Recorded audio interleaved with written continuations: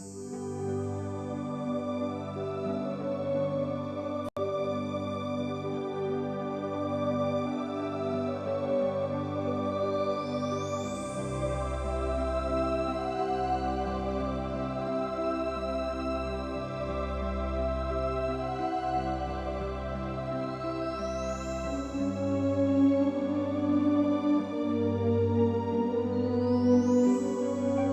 Nil est jumeau.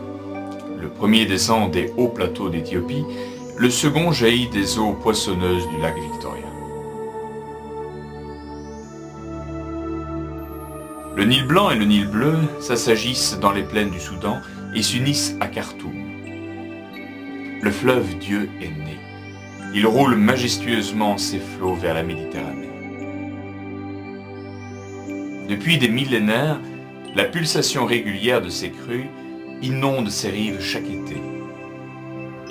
Plus haut est le flux chargé de limon, meilleure sera la récolte. C'est ainsi que dans l'Égypte ancienne, le niveau des eaux de crue détermine le montant des impôts.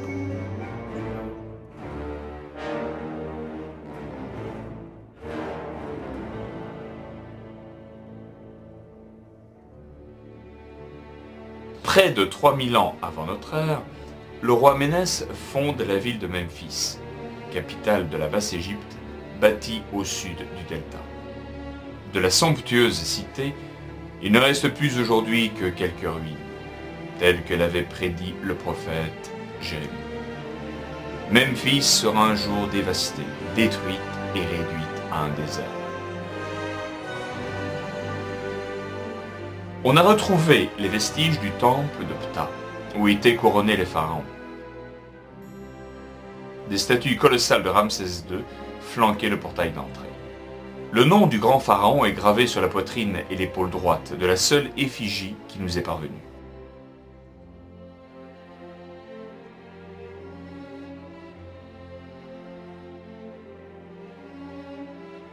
Non loin de cet illustre gisant, un sphinx sculpté dans un seul bloc d'albâtre bordait l'allée menant au temple.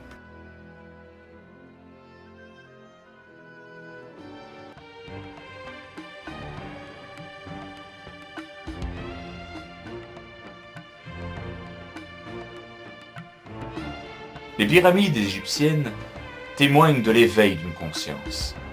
Ce sont les plus grands tombeaux jamais construits par l'homme pour conduire le défunt dans son voyage vers l'au-delà.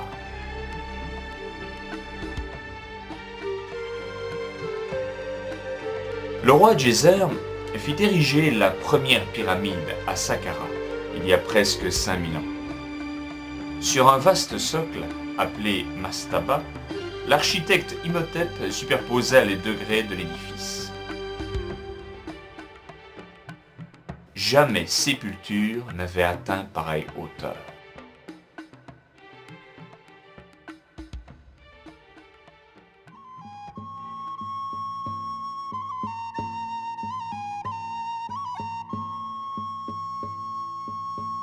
L'époque de l'Ancien Empire connut son apogée à la 4e dynastie.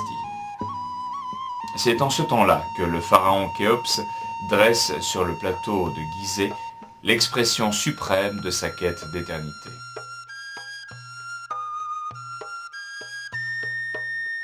En 20 ans de labeur, il aura fallu hisser 3 millions de blocs de calcaire pesant de 4 à 15 tonnes. Il y avait jusqu'à 100 000 ouvriers à la tâche en même temps. Les générations suivantes de Képhren et Mykérinos élevèrent leurs propres pyramides, dont les méthodes de construction demeurent toujours une énigme. Les 3 cathédrales de pierre ont été burinées par les vents et pillées par d'autres bâtisseurs. Seul Képhren a conservé au sommet son parement d'origine.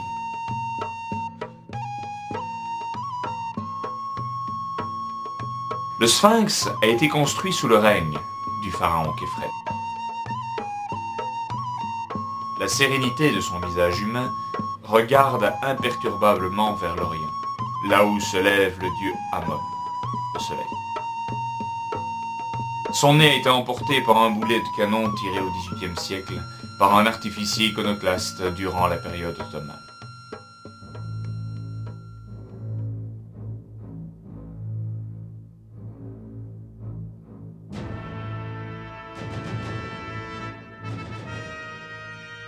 Thèbes aux 100 portes.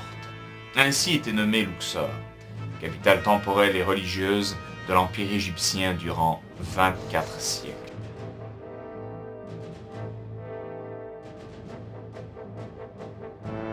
Chaque souverain, entouré de ses prêtres, se faisait un devoir d'agrandir et d'embellir la cité. Et ainsi, sa splendeur de s'accroître de dynastie en dynastie, particulièrement sous les pharaons Amenophis III et Ramsès II.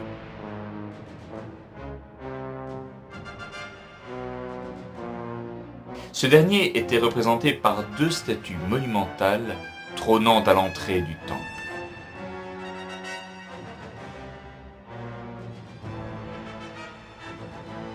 Un seul des 2 obélisques est demeuré.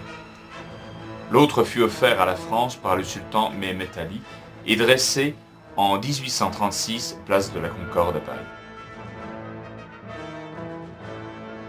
Toute la vie religieuse était tendue vers la mort, interprétée comme un passage vers l'au-delà. Les prêtres disposaient donc d'une grande autorité morale.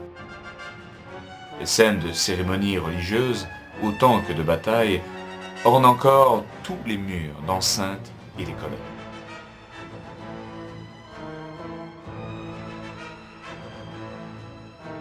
Le temple était principalement la dévotion du dieu Amon, pour lequel étaient organisées des processions par 7 allées de sphinx, reliant Karnak à Luxor. Leurs têtes de bélier ont été remplacées par des têtes humaines sous la 30e dynastie.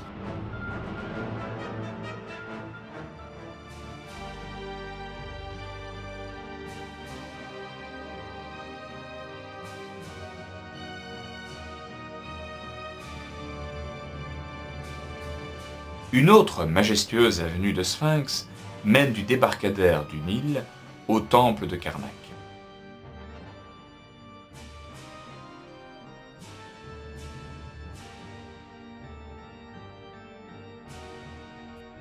Avec ses 134 colonnes, c'est le plus vaste temple connu, une véritable forêt pétrifiée. Selon l'heure ou la saison, la lumière qui s'y perd joue avec l'émotion du visiteur.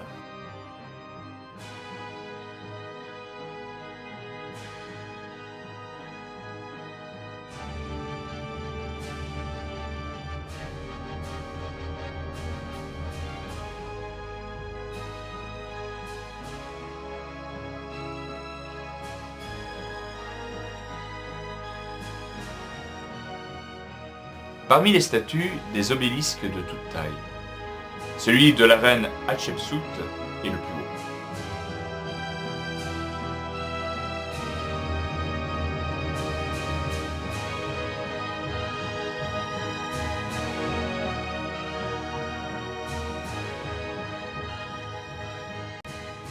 Le culte était centré autour du voyage de la barque sacrée, dans laquelle Horus aurait sillonné le ciel après sa mort.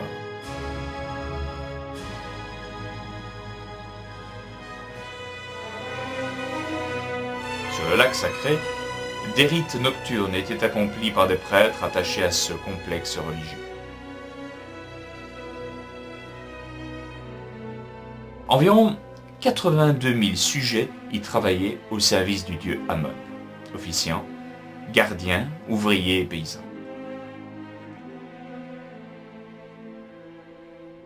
Bien plus tard, ce temple fut transformé en église par les premiers chrétiens, comme l'attestent les traces de peinture du VIe siècle de notre ère sur certains piliers.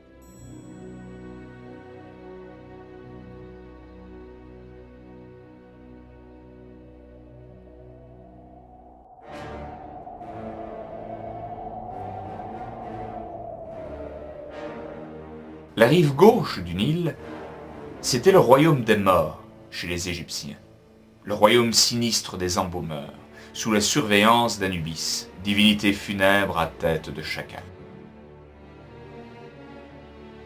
Les pharaons étaient ensevelis dans cette vallée des rois, dont l'entrée est toujours gardée par les fameux colosses de même nom. Passant entre certaines pierres descellées, le vent laisse entendre, dit-on, une mélodie comme la plainte de défunts.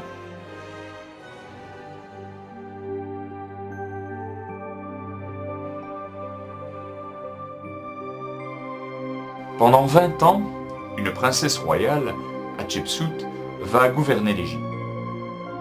Mariée à Thoutmosis II, son demi-frère, elle prête attention à la politique du royaume. Elle s'attribue le titre de pharaon, apparaît en public habillée en homme et se fait représenter en Osiris barbu.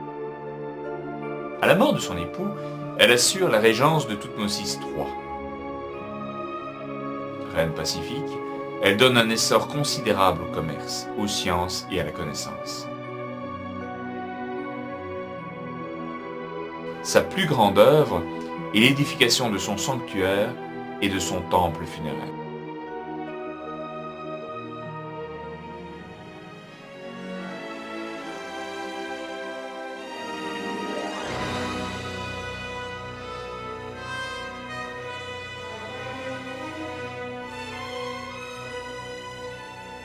Entre Luxor et Assouan, dans le sud de la Haute-Égypte, le site d'Edfou, célèbre pour son temple dédié au dieu Horus, représenté sous la forme d'un faucon.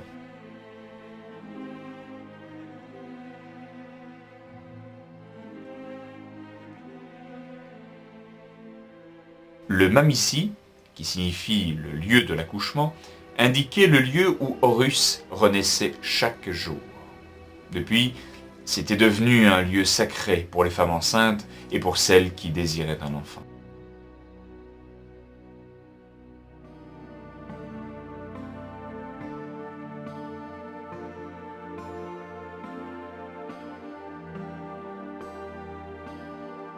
On y accède uniquement en bateau, dans un décor de roc et de granit. L'île sacrée de Philae dégage douceur et poésie. C'est en fait un hymne à l'amour.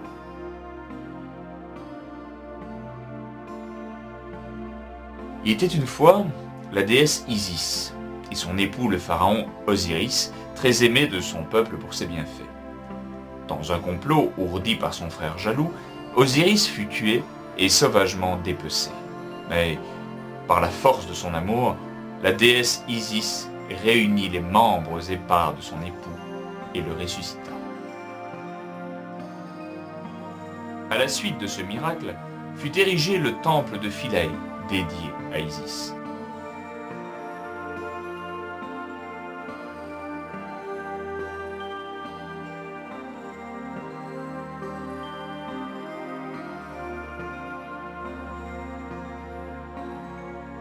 À notre époque, il a été menacé d'engloutissement par la construction du haut barrage d'Assouan. Grâce au mécénat et à la contribution de l'UNESCO, il a été démonté pierre par pierre et reconstruit plus haut, hors de portée des eaux du lac Nasser.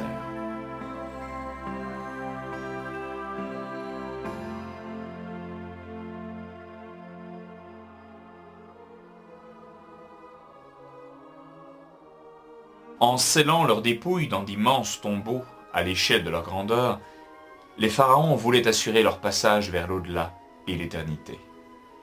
Mais, par l'appât des richesses qui étaient entreposées, presque toutes les sépultures auront été pillées.